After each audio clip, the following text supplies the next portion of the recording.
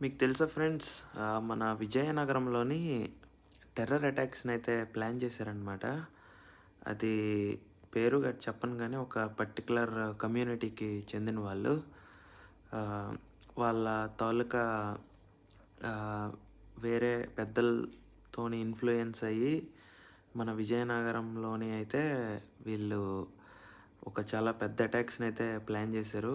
But మన పోలీసులైతే ఆహ్, salute అని చెప్పాలి. వాళ్ళు ఎన్ఐఏ వీళ్ళందరూ ఇన్వాల్వ్ అయ్యి వాటిని ముందే పసిగట్టి ఆహ్, ఆ అటాక్స్‌నైతే ఆపేశారు. చాలా అంటే చాలా గ్రేట్ ఇనిషియేటివ్ అనమాట. ఆ విజయనగరంలో ఉన్న పర్టిక్యులర్ పర్సన్‌కి పాకిస్తాను వీళ్ళందరితోని రిలేషన్స్ ఉన్నాయి.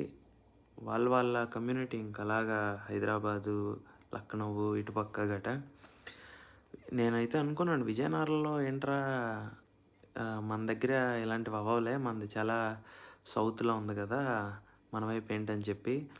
బట్ నేను ఎలాగనుకున్నా అందరూ అలాగే అనుకున్నట్టున్నారు. సో, ఎవరికీ డౌట్ రాదని చెప్పి మన విజయనగరంలో అయితే ఈ ప్లాన్ అయితే చేశారు. బట్ లక్కీగా మన పోలీసులు ఛేదించి దోల ఆడికి.